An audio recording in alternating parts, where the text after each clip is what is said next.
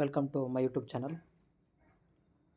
ಹಸಿರು ಕ್ರಾಂತಿ ಆಹಾರ ಧಾನ್ಯ ಉತ್ಪಾದನೆ, ಶ್ವೇತ ಕ್ರಾಂತಿ ಕ್ಷೀರೋತ್ಪಾದನೆ, ಹಳದಿ ಕ್ರಾಂತಿ ಖಾದ್ಯ ತೈಲ, ಬೂದು ಕ್ರಾಂತಿ ರಸಗೊಬ್ಬರಕ್ಕೆ ಸಂಬಂಧಪಟ್ಟಿದೆ, ನೀಲಿ ಕ್ರಾಂತಿ ವಸ್ತುದ್ಯಮ, ಅದೇ ರೀತಿಯಾಗಿ ಕಪ್ಪು ಕ್ರಾಂತಿ ಕಲ್ಲಿದ್ದಲು ಮತ್ತು ಪೆಟ್ರೋಲಿಯಂ, ಸುವರ್ಣ ಕ್ರಾಂತಿ ತರಕಾರಿ ಹಣ್ಣು ಮತ್ತು ಹೂವಿಗೆ ಸಂಬಂಧಪಟ್ಟಿದೆ, ಕೆಂಪು ಕ್ರಾಂತಿ ಟೊಮೆಟೊ ಮತ್ತು ಮಾಂಸ, ರಜತ ಕ್ರಾಂತಿ ಮೊಟ್ಟೆ ಉತ್ಪಾದನೆ, ದುಂಡು ಕ್ರಾಂತಿ ಆಲೂಗಡ್ಡೆ, ರಜತ ನಾರು ಕ್ರಾಂತಿ ಹತ್ತಿಗೆ ಸಂಬಂಧಪಟ್ಟಿರ್ತಕ್ಕಂಥದ್ದು, ಅದೇ ರೀತಿಯಾಗಿ ಗೋಲ್ಡನ್ ಫೈಬರ್ ಕ್ರಾಂತಿ ಸೆಣಬಿಗೆ ಸಂಬಂಧಪಟ್ಟಿದೆ, ಬೂದು ಕ್ರಾಂತಿ ಅಸಾಂಪ್ರದಾಯಿಕ ಇಂಧನ ಮತ್ತು ಚರ್ಮಗಳಿಗೆ ಸಂಬಂಧಪಟ್ಟಿರ್ತಕ್ಕಂಥದ್ದು. ಈ ಒಂದು ಸ್ಲೈಡಲ್ಲಿ 1 ಅಂಕ ಖಚಿತವಾಗಿರ್ತಕ್ಕಂಥದ್ದು. ಇದು PYQsನ ಒಂದು ವಿಸ್ತರಣೆ ಆಗಿರ್ತಕ್ಕಂಥದ್ದು. ನೆಕ್ಸ್ಟ್ ಅದೇ ರೀತಿಯಾಗಿ ಇದು ನೋಡಿ, ಇದು ಕೂಡ ಎಕ್ಸಾಮಲ್ಲಿ ಬಂದಿದೆ.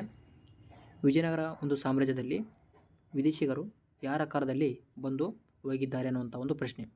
ನಿಕಲಕುಂಟಿ ಇಟಲಿ ದೇಶದವರು, ಇವರು 1ನೇ ದೇವರಾಯನ ಆಸ್ಥಾನದಲ್ಲಿ ಬಂದಿರತಕ್ಕಂಥದ್ದು. ಅದೇ ರೀತಿಯಾಗಿ ಅಬ್ದುಲ್ ರಜಾಕ್, ಈತ ಪರ್ಷಿಯಾ ದೇಶದಾತ. 2ನೇ ದೇವರಾಯ ಅಂದರೆ ಪ್ರೌಢದೇವರಾಯ, ಈತನ ಬಿರುದು ಗಜಬೇಟೆಗಾರ ಅನ್ನುವಂಥ ಬಿರುದಿತ್ತು ನೋಡಿ, ಈತನ ಆಸ್ಥಾನದಲ್ಲಿ ಬಂದಿರತಕ್ಕಂಥದ್ದು.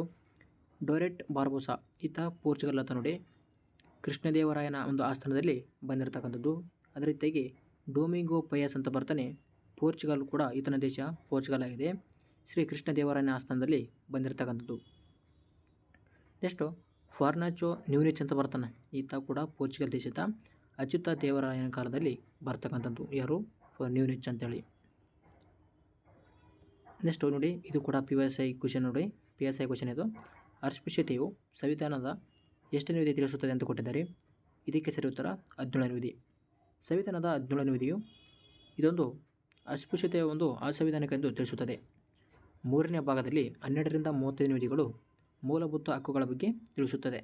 ಈ ಮೂಲಭೂತ ಹಕ್ಕುಗಳನ್ನು ಅಮೆರಿಕ ಸಂವಿಧಾನದಿಂದ ಬಿಲ್ ಆಫ್ ರೈಟ್ಸ್ನಿಂದ ಎರವಲು ಪಡೆಯಲಾಗಿದೆ. ಭಾಗ 3 12ರಿಂದ 35 ವಿಧಿಗಳು ಮೂಲಭೂತ ಹಕ್ಕುಗಳಿಗೆ ಸಂಬಂಧಪಟ್ಟಿರ್ತಕ್ಕಂಥದ್ದು. ಭಾರತದ ಮ್ಯಾಗ್ನಾ ಕಾರ್ಟಾ ಅಂತೇಳಿ ಕರಿತೀವಿ. ನೆಕ್ಸ್ಟ್ ಮೂಲಭೂತ ಹಕ್ಕುಗಳ ಸಂಖ್ಯೆ 6. 1978ರಲ್ಲಿ 7ನೇ ಮೂಲಭೂತ ಹಕ್ಕುಗಳನ್ನು ತೆಗೆದುಹಾಕಲಾಯಿತು 44ನೇ ತಿದ್ದುಪಡಿಯ ಮೂಲಕ. ಈಗ ಅದನ್ನು ಕಾನೂನು ಹಕ್ಕನ್ನಾಗಿ ಮಾಡಲಾಗಿದೆ ಹಾಗೂ 300ನೇ ವಿಧಿಯಲ್ಲಿ ಸೇರಿಸಲಾಗಿದೆ. 14ರಿಂದ 18 ಸಮಾನತೆ ಹಕ್ಕು. 14ನೇ ವಿಧಿ ಕಾನೂನಿನ ಮುಂದೆ ಎಲ್ಲರೂ ಸಮಾನರು ಅಂತ ಹೇಳುತ್ತೆ. 15ನೇ ವಿಧಿ ಜಾತಿ, ಲಿಂಗ, ಜನಾಂಗ, ಧರ್ಮದ ಆಧರಿಸಿ ತಾರತಮ್ಯ ಮಾಡುವಂಗಿಲ್ಲ ಅಂತ ಹೇಳ್ತಕ್ಕಂಥದ್ದು. ಇನ್ನು ಅದೇ ರೀತಿಯಾಗಿ 16ನೇ ವಿಧಿ ಸಾರ್ವಜನಿಕ ಹುದ್ದೆಯನ್ನು ಪಡೆಯಲು ಎಲ್ಲರೂ ಏನು ಮಾಡುತ್ತಾರೆ? ಸಮಾನರು ಅಂತೇಳಿ 16ನೇ ವಿಧಿ ತಿಳಿಸ್ತದೆ. 17ನೇ ವಿಧಿ ಅಸ್ಪೃಶ್ಯತಾ ಆಚರಣೆ ನಿಷೇಧ ಕಾಯ್ದೆ 1955. 18ನೇ ವಿಧಿ ಬಿರುದು ಬಾವಲಿಗಳ ಸ್ವೀಕಾರ ನಿಷೇಧ ಮಾಡ್ತಕ್ಕಂಥದ್ದು. ನೆಕ್ಸ್ಟ್ ಅದೇ ರೀತಿಯಾಗಿ ಸ್ವಾತಂತ್ರ್ಯದ ಹಕ್ಕು 19ರಿಂದ 22ನೇ ವಿಧಿ. 19ರಿಂದ 22ನೇ ವಿಧಿಯವರೆಗೆ ಸ್ವಾತಂತ್ರ್ಯ ಹಕ್ಕು ತಿಳಿಸುತ್ತದೆ. 19ನೇ ವಿಧಿಯಲ್ಲಿ 6 ವಿಧದ ಸ್ವಾತಂತ್ರ್ಯವನ್ನು ಒದಗಿಸುತ್ತದೆ. ವಾಕ್ ಸ್ವಾತಂತ್ರ್ಯ, ಸಭೆ ಸೇರುವ ಸ್ವಾತಂತ್ರ್ಯ, ಸಂಘ ಕಟ್ಟುವ ಸ್ವಾತಂತ್ರ್ಯ, ಸಂಚಾರ ಮಾಡುವ ಸ್ವಾತಂತ್ರ್ಯ, ವಾಸಿಸುವ ಸ್ವಾತಂತ್ರ್ಯ, ಆಸ್ತಿ ಹೊಂದುವ ಸ್ವಾತಂತ್ರ್ಯ.